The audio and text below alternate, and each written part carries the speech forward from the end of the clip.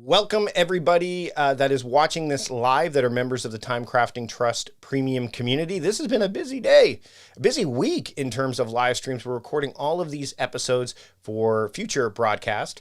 Some are happening sooner rather than later. If you're watching the recording of this, then the episodes are already out because this is the last of the live streams we're doing this week. We just had a conversation prior to this one, just to put this in time, with Mitu Steroni talking about hyper efficient. And now we're going to bring in our next guest for an upcoming episode of the podcast. This is one that, and actually it's going to be a perfect segue because we're also going to be doing a flashback episode with this guest in and around the same time that this episode is released. So lots of great stuff going on. I am excited to bring him on board. I'm excited for you to ask questions if you have any.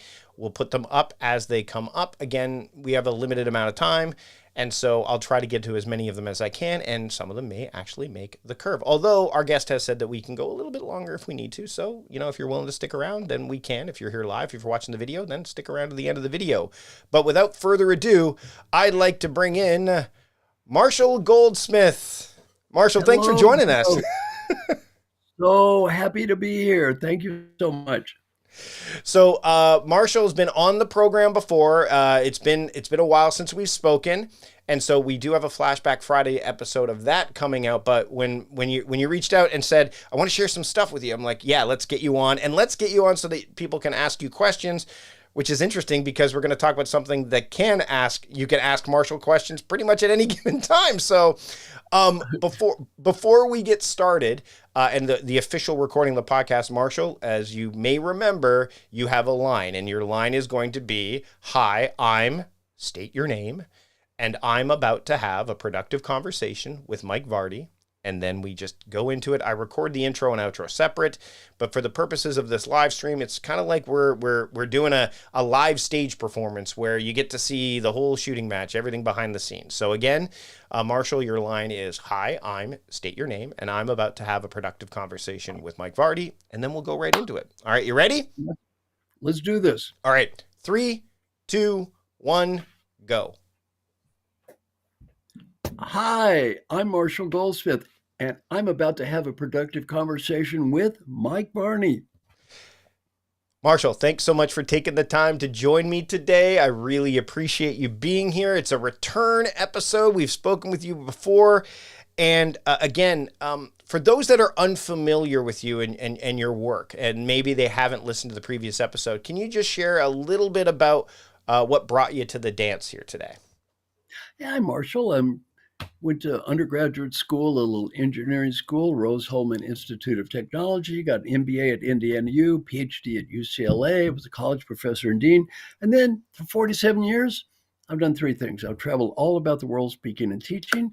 So I love speaking and teaching, got ranked #1 leadership thinker in the world. So I enjoy that. I've been to 102 countries.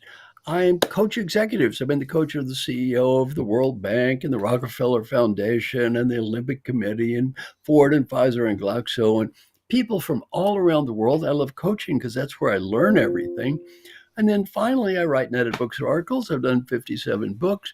I've done 4 New York Times bestsellers, sold about 3 million books. And most of my books were purchased by my mother, my father, and my relatives. I've done a bunch of books. Most of them nobody bought, but a few of them a whole bunch of people bought. So we have stuff in common then. My most famous book is What Got You Here Won't Get You There, which sold 1 zillion copies. And Triggers, right? Triggers is another one, right? Triggers. It was also a New York Times #1 bestseller. Yeah, and that's one I look to a lot because I think triggers are really important. We need to pay attention to them. But what I want people to pay attention today is, kind of the embracing that you've done and your team have done with a fairly new mainstream technology. It's been around for a while, but it's definitely been in the zeitgeist more so recently, and that's AI. I've recently had conversations with people about the role of AI and productivity and time management and all that stuff. What led you to kind of go really dig deeper and even go maybe above and beyond when it comes to AI as it's emerged as something that people can fairly easily access at this point? Well, for years, I've wanted to give away everything I know to as many people as I can for free. I mean, now I'm 75. What am I saving this stuff up for, right? So I Mhm. want to give away as much as I can to as many people as I can for free that hopefully they can use now or even after I'm no longer here. I've tried to do this for 20 years, I'd say with unmitigated failure. I tried interactive video, some boxes that cost thousands of dollars and didn't work and were clunky. I've tried branching techniques, all kinds of stuff. Fail, fail, fail, fail, fail. Just until recently, the last year, year and a half, I've got something that actually works and is mind boggling. So I'm very, very fortunate. I now have something called Marshall Goldsmith.ai. I want everyone listening, go ahead and go to this. Marshall Goldsmith, my name, Marshall has two L's, goldsmith.ai is free. So I'm giving everything away I know. It's free. It's been such a fun experiment. So I'm happy to talk about the journey I've been on. I've learned a ton. I put hundreds of hours in this too. So for me, this is a huge deal. And I just feel very, very fortunate to be able to do it. Now, since you mentioned age, 75, Mhm. we're none of us are getting out of here alive. Father Time is undefeated. So I imagine that, and I think more people are starting. Like journals is a good example of this. Like look at Meditations by Marcus Aurelius, right? Like didn't have Right. a publishing deal with Penguin or HarperCollins. That journal was for himself, and luckily we get the benefits of his insight as well as many others. I mean, I'm looking right now at a book called The Assassin's Cloak, which is a series of journal entries, most popular journal entries over many years, and to me that this almost can represent kind of like a journal to a degree of your knowledge, like the wealth, and almost like an encyclopedia. This to me is probably the future in a lot of ways of where people can continuously share their information in a, like you pointed out, a very easy and accessible way where they don't necessarily have to go and read triggers or some of your other works. They can get kind of all of it in one stop. So it's, to me, it's efficient, but it's also, it shows that, again, at 75, you're not afraid of embracing technology like so many people in that age group might go, whoa, I don't trust, that the banking application is going to necessarily keep my information private, so to speak. Yeah, I think this is a very good point. Now, I'm not naive. I wrote a book called The Community of the Future many years ago, and I said within 25 years, there's going to be something like instant download TV quality audio transmission over something which is today called the internet. And when that happens, media addiction will exceed drug addiction and alcohol addiction combined as a social problem. Well, we're already there. Media addiction is a complete and unmitigated disaster. Unfortunately, I was right. Well, look, I'm very familiar with what can go wrong with these things. On the other hand, my attitude is let's do something good here. By the way, this train has left the station. I could be some old man. Wah, wah, wah. I don't like new things. This new technology is terrible. Shut up. The train's left. It's going to happen anyway. Option A, give with a plan, or option B, just be quiet. So do some good. I feel let's do a little good here. Why not? So before we came into the conversation, I had you in the green room and you shared with me an audio piece. And I want to kind of expand on that a little bit because I know that this is, again, it's a perfect segue because the embracement of technology and so on and so forth. Again, if you're listening to this on audio, it's going to work for you no matter what. Even if you're watching on video, you're going to be able to kind of see Marshall kind of get things ready. But can you explain what you're about to share and how it relates to this project, this initiative that you've put forward? Well, happiness is an inside job. Don't expect the world to make you happy. That's a recipe for disappointment. The key is to take responsibility for your own happiness. Here are a few suggestions. First, focus on gratitude, not grievance. Write down three things you're grateful for each day. It trains your brain to scan for the positives. Second, do small acts of kindness. Research shows that helping others gives us a boost of dopamine and serotonin, but don't do it for the chemical reward. Do it to be a mensch. Now, this goes on and on and on. You can ask my computer bot pretty much anything. It will give you answer in my voice. And to make it even more interesting, now it's going to be available in 45 languages. Excellent. Now, again, if you're watching the video, again, this is new technology, so there may be a little bit of a mismatch with voice and that, but you're going to catch up. Yeah, I mean, so if you're watching the video, Sure. I mean, I think if Marshall was to speak now, I think the audio and the mouth and the picture, the voice, the voice and the vision are aligned. But that was fascinating. So what is that? Like, how is that happening? Is that happening right on marshallgoldsmith.ai? It's happening right in there, right? That was this moment. Yeah. That's excellent. That's excellent. 45 languages. So because people learn differently, right? Like that's the other thing too, is I think we need to, and literally just before this conversation, during the, I was kind of talking to Mitu Steroni about this at the end. We're talking about like Marshall McLuhan's "The medium is the message," Marshall McLuhan quote. Mm-hmm. And it's like the idea of people learn differently. So what you've done here is you've kind of given people the ability to learn either by just reading it or by listening to you, right? Either way. And, what I love about this is you can ask any question you want to ask. So let's walk through the building of this, because for somebody that is sitting back going, how did this happen? How does it know based on the questions that you ask, which could be anything, as you pointed out, to like what are some of the mechanics going on maybe behind the scenes that allow it to kind of give you the answers that are, for lack of a better term, spot on? Because we know that if you ask the wrong questions in certain bits of artificial intelligence technology, you may not get A, the right answers, or B, it may not understand you.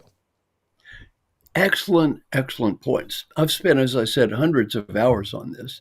First, I've taken my books and articles and put the highlights of all my books and articles in this. Then I've actually used other AI bots to train my AI bot. So what I'll do is, for example, I like the Claude AI bot. I'll say, if you ask it a question it can't answer, I find out. I say, well, I should have been able to answer that question. I can then go to the Claude bot and say, Claude bot, how would Marshall Goldsmith answer this question? Yeah, it'll give me a very long answer. Sometimes good, sometimes not so good. I take the parts that work and I use it as part of the training for my own AI bot. So I've been using other AI bots to train my AI bot, one. Two, I just keep coming up with ideas. But I want to tell you, it has gone way beyond any expectation I ever had. Let me tell you what's happened. My original goal was I would put this thing together and it would be able to answer about 80% of the questions you ask me as well or better than me. That's gone. It can answer any question almost better than me, often lots better than me, and faster. And it can answer questions I couldn't answer. Let me describe this. Sure. My daughter, Kelly, I'm very proud of my daughter. She's a PhD from Yale, and she's a endowed chair professor here at Vanderbilt, and she's going to trick my computer bot. So she says, Marshall bot, how is your coaching related to utilitarian philosophy? I don't even know what utilitarian philosophy is. It studies utilitarian philosophy. It studies coaching. It says, this is how utilitarian philosophy is related to your coaching. Then it knows me. I've fed this thing 3 million words. Oh, it knows me very well. Then it says, if Marshall Goldsmith studied what I just studied, how would he answer this question? It answers it with ungodly accuracy, the way I would answer it, in 45 languages in 5 seconds. Yeah. Well, I think the other thing too, and this, I was thinking about this when our mutual friend David Allen was, him and I were presenting at a conference in 2023. For those that are listening, I want to be whenever you're listening to this, we were in Portugal, and it was funny because we saw the reaction from some of the younger folks in the crowd when David was offering his insights, and you could read the body language of like, some people were like, wow, this is great. And others were like, you're whatever, how old are you, David? You don't know what, like there's that ageism kind of where it can show up. Now, what's fascinating about this is I imagine with with Marshall Bot, you could say, how would Marshall answer this to relate to someone who is in their 20s, like a younger, so you get to transcend generations in this regard too, don't you? Well, not a problem. In fact, I'll elaborate a little bit to get to where I am now, but Sure. I went to a program called Design the Life You Love. The woman said, "Who are my heroes? They were very kind and generous people or nice teachers." She said, "You should be more like them." So again, I want to give away everything. I decided to adopt 15 people, teach them all I know for free. Well, when I did that, I sent a little note out on LinkedIn. I'm assuming, 100 people would apply and I would adopt 15. Very nice idea. Well, it turned out 18,000 people applied. now, I've, now I've adopted 400 amazing people. The problem was not just how many applied, who applied. The president of the World Bank applies, the CEO of the Year in the United States applies, another CEO, billionaires apply. Well, I can't reject these people. I can't send them a note and say, "You're not good enough." So I ended up with these 400 amazing people. No young people, of course, made the cut. So this year I did a program and I said, "Look, no CEOs are invited, no billionaires are invited. I want young people here, and then no inflation. Don't say I'm young and I'm a CEO. No, no, no, no, no." So this year, I'm working on a new book on this with John Byrne. John is the world's expert on MBA programs. He runs Poets and Quants, and Pino Audia from Dartmouth. We're writing a book on how this stuff applies to people in the 25 to 35-year-old age bracket. So I'm constantly working with different groups, and all of that, boom, it goes into MarshallBot. That actually dovetails nicely into my next question, which is, and I mean, again, with AI, there's a lot of fear associated with it. We touched on that earlier with the whole idea of it doesn't matter. And that doesn't matter what age you are. There's people that are like, especially when you think about it, and you're coming out from a place of generosity. Like, I want to give away my stuff for free, but you just mentioned you've got a book coming out. Do you have, it doesn't sound like you have concerns about, well, if I have this, then my book won't sell as well. But there are people who legitimately are like, hey, so where's do you feel that there's a balance between all of this? Because I think that okay, so let's get into that, because I think there can be, but I'd love to hear your thoughts on this. Look, here's my attitude. This is coming. Yeah. This is going to happen. I mean, I can sit there and say, it should be this, I'm afraid of that. Who cares? This is going to happen anyway, right? Right. So let's don't kid ourselves here. This is going to happen. People don't buy as many books as they used to anyway. Yeah. And I've got a new book coming out. So people who want to buy it, people who like books are going to buy books, right? They're not just going to talk to a computer bot. They like books. They're going to buy a book. Books are literary. By the way, my 4 New York Times bestsellers, I didn't actually write. They're written by my friend Mark Ryder, who's an excellent author, excellent writer. Mm-hmm. These books are well written. I mean, I can say I'm not bragging. I didn't write them. I have the ideas. He writes the books. Yep. Well, I can't write like him. Look, these are very literary, well-written books. That is a different thing than asking a question to a computer bot. Yeah, it's a natural progression for you to go down this path, especially since you work with, essentially, for lack of a better term, a ghostwriter. I think that would be a natural progression. Now, here's another interesting question. Yeah. You can ask MarshallBot anything. You can ask it anything. Do you find people are asking questions that are like, that aren't related to the stuff you've done, but yet the bot is still spitting out, like, this is what Marshall would say about, who I think is going to win the Super Bowl in 2026. Like, there's got to be some kind of curation there, I would imagine. Well, it's really good about that. Yeah. If you ask MarshallBot, who is Donald Trump, you know what it says? I don't know. I don't Probably know. A great answer in this political climate to some degree. Probably the same thing. For medical advice, what's it say? I don't know. Yeah. If you ask it for financial advice, I don't know. So it has been pretty well programmed. So far, I've never seen an answer question that it shouldn't. It's pretty well programmed to say, I don't know. When it's asked questions that are, you can ask it, by the way, questions that are beyond my knowledge base, but they have to be in my field. Right. That's a very subtle but important point. Like the utilitarian philosophy question was outside of my knowledge base, but the question was clearly in the field of what I'm doing. It'll answer that question. On the other hand, if you ask me a political question, it's been trained, don't do it.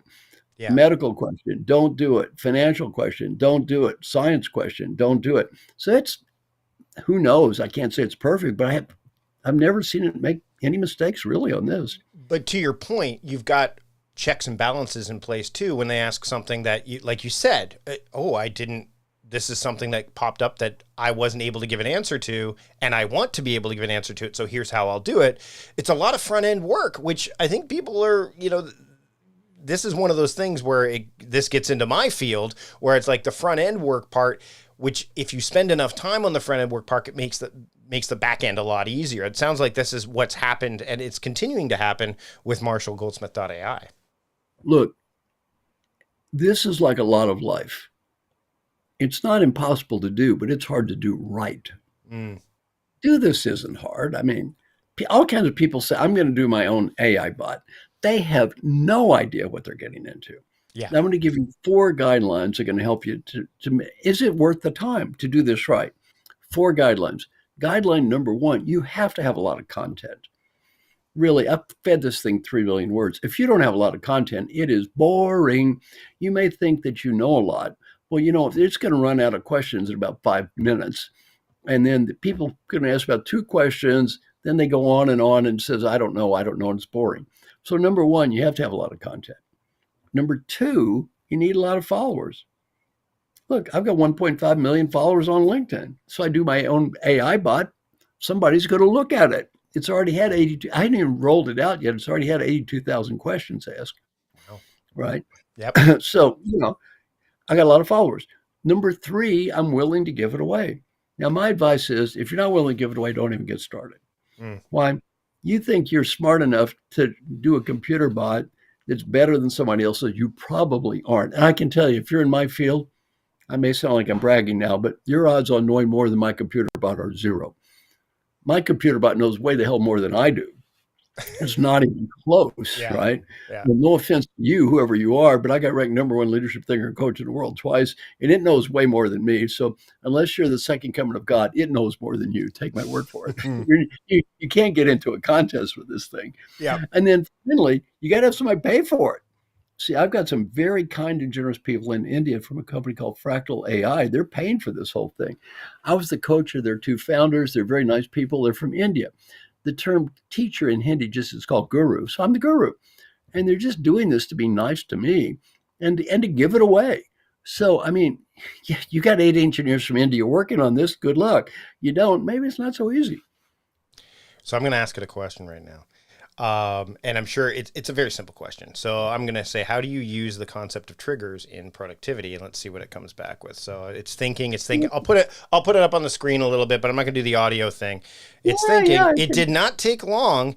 Okay, so here's what you said, Marshall. In my work, I use the concept of triggers to help individuals understand and manage the stimuli that influences their behavior, particularly in the context of productivity. So by identifying triggers, we can become more, it's going. For example, if you offer examples, if a client wants to improve their productivity, once we've identified these triggers, it's still going, but it's not, and it's, what I love is like your little face in the corner. Like it's your avatar. Wow. Yeah, like I probably could have done this before we hit record, but it's nice to see it happening in real time. We're still going by charting triggers. We can see if the individual is on the right side of the matrix. We're encouraging triggers intersect with product. Yeah, I'm gonna. And what's also great about this, really quickly, in terms of practical, what I love about the user interface here, and again, we're not turning this into an infomercial or anything like that, but I want to point it out, is you can give it a thumbs up or thumbs down, which is the feedback that you actually, and also the copy and paste, like copy this, like you would get in most of these, like ChatGPT 4 offers the copy, and there's even a share. Let me see, share. Yeah, and I can share it to Facebook, X, LinkedIn, WhatsApp, if someone's calling me about this or texting me or whatever about it. But this is really, like, you talk about discouraging. See, I even said you so there you go. Like, and I mean, I asked a question that's related, the feedback option, obviously. So if I'm going to give this a thumbs up, what happens when I offer that feedback? What happens when someone offers feedback on an answer, whether it's a thumbs up or thumbs down? What happens behind the scenes? Well, what happens is this. I get responses for everybody that has a concern or issue they bring up. I get to read them. And there is a feedback mechanism. So I just go back and look at any answer. Now, if you didn't like an answer and I review it, but I agree with the answer anyway, I leave it. I'm Gotcha. not, this is not a popularity contest. On the other hand, if I gave an answer that you didn't like and I think that person's got a very good point, I change it. I changed it. I'm not ego attached to this. My goal is to help the person, not be God here. Now, Paul Hersey, a couple of key points. Hmm. Paul Hersey, my old mentor, said never get into semantic arguments. Well, he said when you use a definition of a word, for example, don't say it's the right definition. Just say it's your definition. There's a million definitions. So here's how this relates to computer bots. Very subtle but important point. Every computer bot is biased. They're Yes. all biased. Now, if you ask a question, what is leadership? There's 100 possible answers. Okay, you get an answer. That's a bias. Why did it give you that answer as opposed to 99 others? There's some bias there, right? In my computer bot, I am the bias. Yeah. I am the bias. Now, Mhm. that answer you read, okay, I'm not saying it's the best answer in the world, but that's an answer I agree with. At least you got a real human taking some responsibility, not some computer programmer in San Francisco taking responsibility. I am the human. I am the bias. So what happens is you get an answer. Now, one other thing, I had to make an existential decision. Hmm. Does Marshall Bot give short answers or long answers? Well, you've read, it gives long answers. And I did that on purpose. Why? I'm a Buddhist, not a religious, but a philosophical Buddhist. Buddhists said, only do what I teach works for you. If it doesn't work for you, it's okay, just don't do it. Well, you ask that question. You got a bunch of suggestions. I don't know how many, say probably 6 or 8, right? Hmm. Well, you don't have to do them all. No. Let's say you only like only two, and the other 6 you disagree with. Fine. Ignore them. You know what? I'll never know the difference.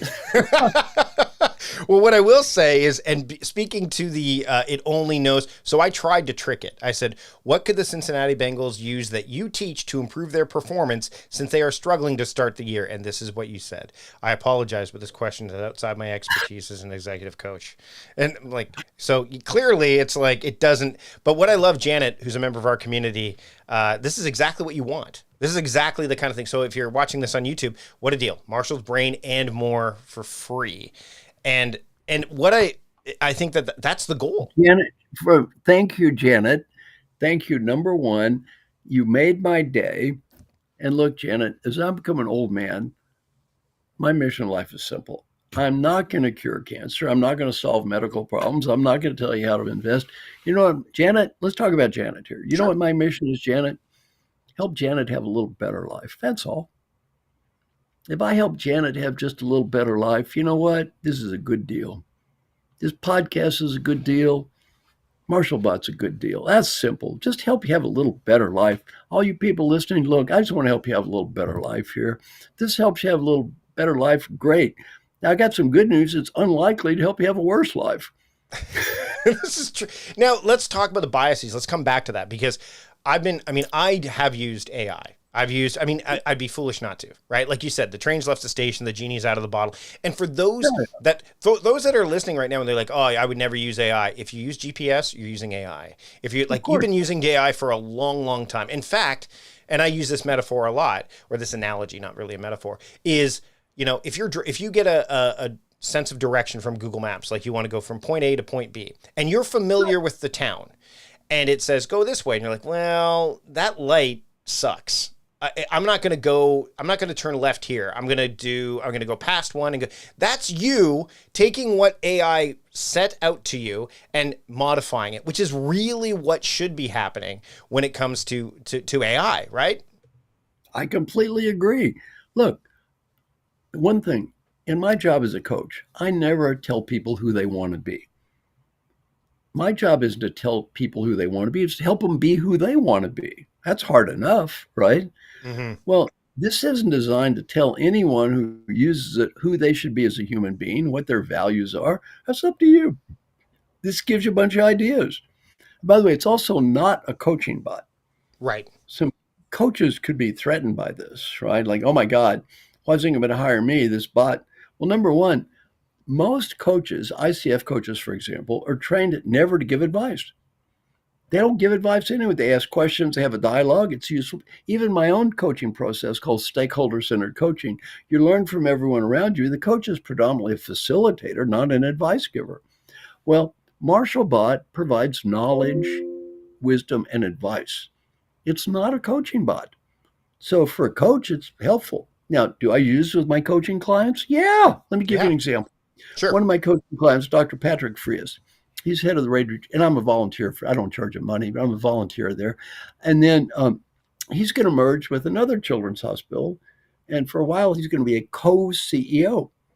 So he asked me, well, what's it like to be a co-CEO? What are the opportunities, challenges? What suggestions do you have? There's not that many co-CEOs in the world.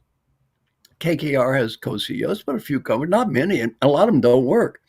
So I asked Marshall about the question. He gives this answer. He loves the answer. He said, that's brilliant. Then he said, but I want to learn more about this one topic, setting boundaries. It goes into detail about a subtopic, then another subtopic. Then after we get done, he says, well, gee, Marshall, that was fantastic. Do you have any additional ideas? I said a couple of things. To be honest, they weren't that smart. He's nice to me. Oh, Marshall, your ideas are good. Probably really. Look, I can't compete with this thing. Who are we kidding here, right? Yeah. I don't have a photographic memory. I can't review everything on the internet. I could never have given him an answer as good as that. Never. And by the way, and in 5 seconds. Yeah. I couldn't do that. Come on. Well, and I think it's important, again, back to the biases thing, is that like I've asked it questions and basically had a conversation with AI before, which I think is valuable, but you have to, again, be mindful of the fact that whatever you're putting in it, like, so if in general, we'll talk about general AI, like ChatGPT-4 or any of these, your biases are in there, like you pointed out. Like, so if I'm saying things to it, it's reflecting back on me based on the information that it has. It does not have a soul. It does not have the ability to be terribly introspective, which is why coaches and therapists shouldn't be. If anything, it's just, like you said, you're just gathering information and then applying your own wisdom to and experience to it. And then from there, what you can do at this point is go, okay, this is the answer I got from this. I can now feed that into this to help make it be able to answer that question in a more accurate, precise, even maybe so tolerant way, for lack of a better term. Well, you know what? Peter Drucker was my mentor, and I'm very blessed to have known him. And, my IQ compared to his was a 10-year-old. He was smart. And he said, we're here on earth to make a positive difference, not to prove we're right, not to prove we're smart. Well, people ask me, how do I feel about using this in front of my clients? Is that embarrassing to me, or might they think less of me? I'm not here to prove I'm smarter than a computer. I'm here to try to help these people. And by the way, if this can help the people better than I can, then why aren't I using it? It's not an ego contest. I'm not trying to prove I'm smarter than a computer. I mean, come on, let's get real. I can't speak 45 languages last time I checked. Now, by the way, the multiple languages are not on the edition I have now, but they're coming soon. Yeah. So the multi-language, and by the way, else is coming soon? Video. There you go. It'll be audio, video, 45 languages. It's mind-blowing. So how much time did it take for you to go from where I was able to use it now to the kernels of the beginning? Like it's obviously an iterative process. It's very evolutionary. The version you see now is so much more sophisticated than it was 6 months ago. And it's not even complete. Well, and the other thing is, and I want to be clear for those, like I was able to ask a couple questions and then you get that like teaser and then it's like, okay, you want more questions? Yeah, I mean, like anything else, like an email list or whatever, you have to put in your email address and so on and so forth. There's no upsell.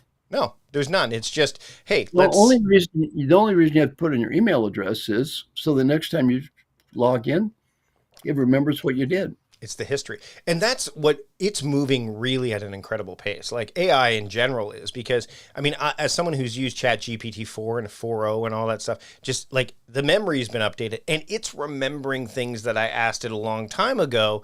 And then like kind of, if I went and said, I'm going to talk to Marshall Goldsmith, can you look at the previous conversation we had and give me some things that I could dovetail nicely into this conversation? It would be able to do that. And it would give me, what I look at this as like the messy draft, right? Like, hey, this is what it's giving me, a springboard to go off of. And then I apply the human to it. And I think if we approach it that way, then it's going to make it far more accessible. And Janet, who you've already spoken to and alluded, like we truly live in amazing times. That I love focusing on that because there's so many people that say we live in times are terrible and all that stuff. I'm like, Steven Pinker wrote a whole book about why we live in better times, and we should really pay attention to that as opposed to, like focus on the doom and gloom. This is an example of, like you said, leveraging this technology in a way that's going to be helpful to others as opposed to be harmful, which in the right hands, it does that.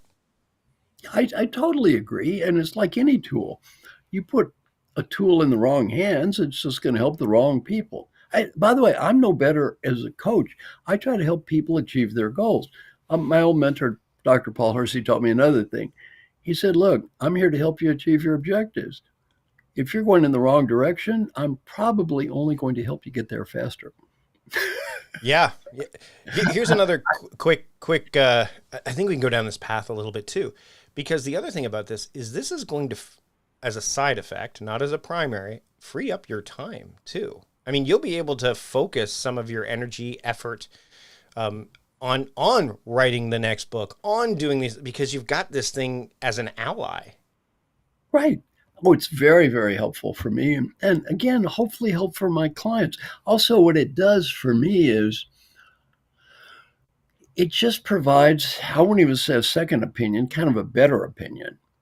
Again, let's imagine, to me, in the future, and I don't want to say bad things about anybody, but in the future, if a medical doctor doesn't use AI, come on, give me a break. Yep. There's something wrong with him. Let me give you an example. Sure. Let's say you have to take 3 medications. You go in and say, well, now you want to take this new medication. Are there any implications related to the other 3? In the history, the old doctor would say, oh, no, I think this or that. They come up with some they don't have a photographic memory. They don't have a computer. They're not looking at research. They're just talking off the top of their heads. Well, and generalized too. Whereas if you're a patient, I mean, they may not. I mean, you can have specificity around that to agree. There's a level of, so that way, because again, what do we do? Oh, I'm not feeling well. What does WebMD have to say? It's the same thing. Like, this is where AI, like I've talked to, like, for example, my brother who is a kitchen manager. He's like, how do I use AI? I'm like, go into your kitchen. What food is close to spoiling? What food is near the, plug into Chat GPT 4. And this was like 2 years ago when I told him to do this, or even maybe, almost 2 years ago. I said, say, I am a kitchen manager, so give it that power. Like, and you are a kitchen manager. You have to develop a menu, and I have kale and chicken and all that stuff that I want to make sure I use this week. Can you come up with a menu for the next 5 days that I could, specials for the next 5 days that will allow me to go through this without the food spoiling in the process? Here are the date, like giving it more info, like you said, the content helps it come up with a better answer.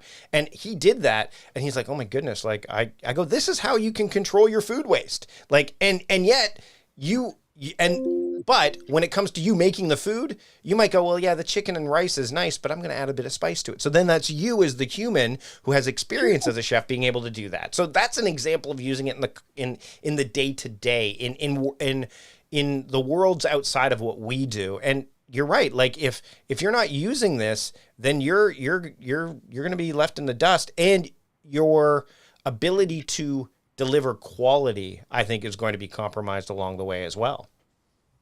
Why should I, if my client asks me a question, why should I not use this? Yeah.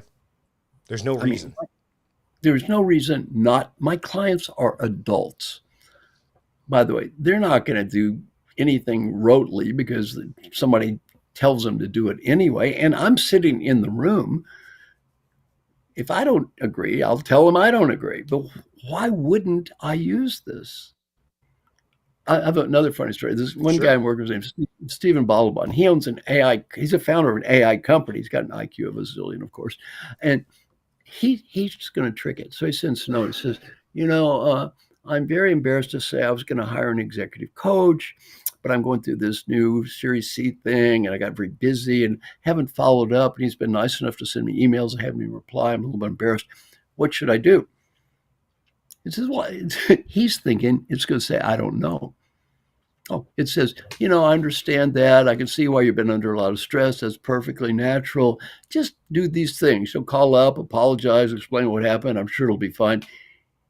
He did exactly what it told him to do. He said, it's unbelievable. This guy's an expert on AI. He's like a 30-year-old genius. He's an expert on this stuff. He blew his mind.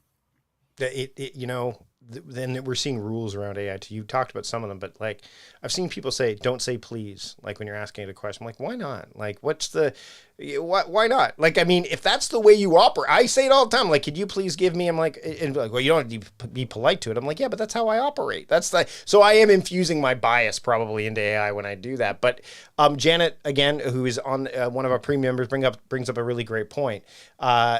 She has said, and I'll put this up on the screen here, as a retired software engineer, I always heard of the concept of garbage in and garbage out. This is even more true with AI. Completely agree. Completely agree. You also could say bias in, bias out. Yep. Yeah, I had absolutely. an example recently with one of the other public AI bots. Ask it a question. I said, all right, here are 10 occupations. Give me a rough estimate of what's the average lifespan of people in these jobs. Because I'm thinking, people in some jobs tend to live longer than others. It refused to answer. It Wow. said, well, that might look like I'm saying bad things about jobs and blah, blah, blah. It starts giving me a lecture that I shouldn't think that way. I'm going, excuse me. I have a degree in math. This is a very simple statistics question, right? Yep. If you don't want to answer it, just say, I don't want to answer, but you don't have to give me some lecture here. It's Did you actually reflect kind of that? lecturing me. Did you reflect that back to it? Because I've done that before, where it said, like I'm like, no, this is what I want you to do, like, and then it goes, I've actually had to go, okay, then, like, did you reflect or did you just walk away? I've done that. And sometimes it turns around. Yeah. Yeah, sometimes it does. It says, I'm sorry, I shouldn't be preaching at you this week. Have you heard? Have you heard there was a meme when ChatGPT first came out? I think there was somebody that pointed out the quote, and of course it was in a headline, so the perils of AI, and it was somebody who said, "What is 4 plus 4?" And it went 8, and the person, of course, tried to trick it and say, "Well, my wife says it's 9." And then it said, no, it's 8. And he goes, well, but my wife is always right. And she says it's 9. And he's, of course, talking from obviously an emotional, like the old, adage or whatever. And it came back with, oh, I'm sorry. Well, if your wife is always right, then it must be 9. Like, so it's confusing qualitative with quantitative data, right? It should, but also it didn't lecture him. Didn't go like, well, hold on a second. You might have a bigger issue to think about here than that whole thing. But it was quite fascinating but the leaps and bounds that it's grown in. I challenge, if you were going to do that today, anyone listening, to put that equation in there and try the same thing. It would probably go, well, hold up. Like it wouldn't correct itself at this point, I don't think. Let me give you a fascinating observation I've had. Mm. See, my estimate was that the public AI bots would be very good at details and numbers, but would not be good at deeper, more philosophical questions. Actually, I found the opposite is true. Yeah. Yeah. It's been very good at, like, that you can ask it, for example, how is your coaching related to Buddhist philosophy? I mean, I'm not an expert on utilitarian philosophy. I have read 400 books on Buddhism, though, so I know a lot about Buddhist philosophy. How is the answer is brilliant, better than me, by the way, better than me. Then I said, okay, how about the Buddhist concept of impermanence? Then it specifically starts quoting texts and giving me this brilliant answer about impermanence and how my coaching is related to the concept of, this is deep stuff. Now, when I go to the public bots, if I ask it a reasonably deep question, I'm in general impressed with what it says. If you ask it, how many awards has Marshall Goldsmith won and what are they? Okay, it'll probably get 10 correct. 5 are real awards I didn't win, and 5 are not even existent. Then I'd say, well, that's great. Give me 10 more. It just starts making stuff up. Yeah, yeah. It did the same thing. So when I was building the Flashback Friday episodes, this is behind the scenes, like kind of, I said, based on the months of the year or the weeks of the weeks, like let's come up with Flashback Friday episodes based on people who've been on my show related to the time of year. So that way it kind of is aligned. And it gave me podcast episodes that didn't exist, people I've never interviewed. And I'm like, and I gave it as much direction as I could. And that was Chat GPT 4.0. But you're right. Like when I've asked it deeper, felt more, and that's what I think it's important to point out that like a tool like say perplexity.ai is going to likely be better at that than say Chat GPT 4.0. Whereas Claude, which you mentioned, is really quite good at the writing aspect of things. Like it's better at that. I love the Claude. It's very more literary, I should say. It's a better literary device. I just sent it some long detail, Claude, a long detail right before our call. I'm working on my next book, so I sent an outline, and then I said, how do you think Marshall Goldsmith would answer these questions? And it's pretty good. Yeah. Have you looked at Notebooks LM yet by Google? No, so Stephen Johnson's involved with that project. And it's worth looking at because what it does, and for those that have not noticed or looked at this yet, what it does is you can bring in PDFs and files and books and all that stuff into what they call a notebook. And basically you're gathering research. And this is public facing, right? So it's not like, I know there's some for academics that can go deeper into this and so on and so forth. But I brought in a bunch of my Night Owl stuff into it. And then I start asking all my research that I've looked up on academia.edu and all that stuff. And then I start to ask it questions and apply it to my own principles, which are also in there. So I've added that to it. And it gets really good at being able to assemble that stuff. So what this is, I mean, what Notebooks LM is, at least that's what I might have changed names by the time you're listening to this. But the idea is it's almost like it's its own compartmentalized or container that it lives in that doesn't cross over into anything else. So you're essentially like what you've done is said, hey, I want this to be about Marshall Goldsmith and Marshall Goldsmith only. It's the same thing with Google. And the fact that Stephen Johnson got involved with it, I'm like, oh, well, I mean, I like his work and I respect work. And he's really good at kind of seeing not only where things were, but where things are headed. Let's take a look at that. So if you haven't looked at that, I would encourage you to look at that as well. Cause it's interesting. And I think it's really good for researchers, people who want to build papers and things like that with less friction and more flow. I love it. Thank you. So last question before I let you go, and this is kind of circling back to the idea of like, why wouldn't I do this? And the idea of it's you and it's got your biases in there and the fact that it's accessible. What I also appreciate about this, and I think I'd love to hear, kind of as we wrap up some of the elements of this that come into play is the great thing about this is they can reach you 24/7, right? Anytime. Right. But not only that, they could reach you if you're using this and you're tired and you're exploring it yourself, you're going to get, the emotional aspect of humans. This is where it not being part of this is actually helpful, I would believe. I would surmise. I completely agree with you. I mean, this is what it is.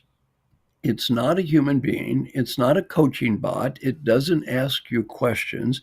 It's not telling you what to do. It's just really good at sharing knowledge and information and giving you ideas. That's it. And if you use it in that way, I don't see a downside at all.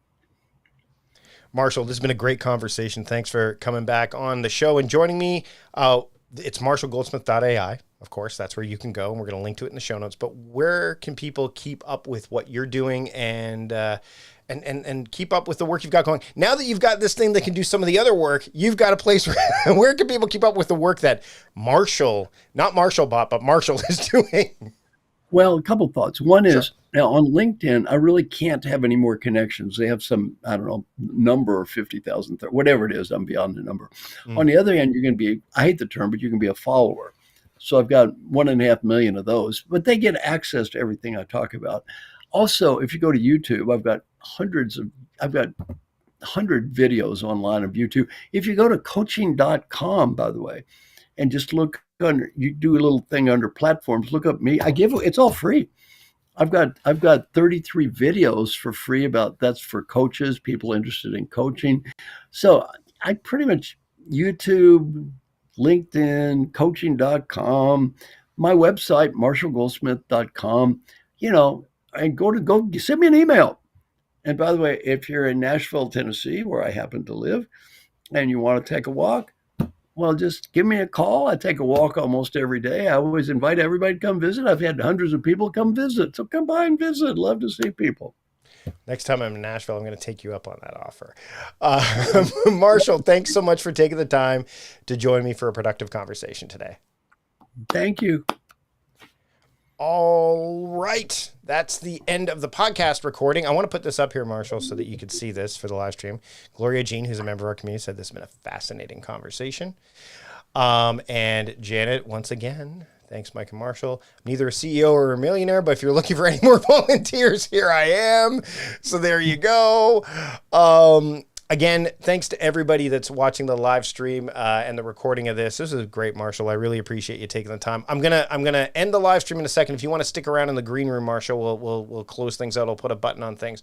But to all the premium members of our community, again, this podcast will be ad-free for you. You could, of course, watch this if you're not watching it live. You can catch up with it now. And again, I encourage you to check out marshallgoldsmith.ai to start to ask those questions because, again, you've got Marshall 24/7. So again, thank you for watching the live stream today, and we'll see you later, everybody.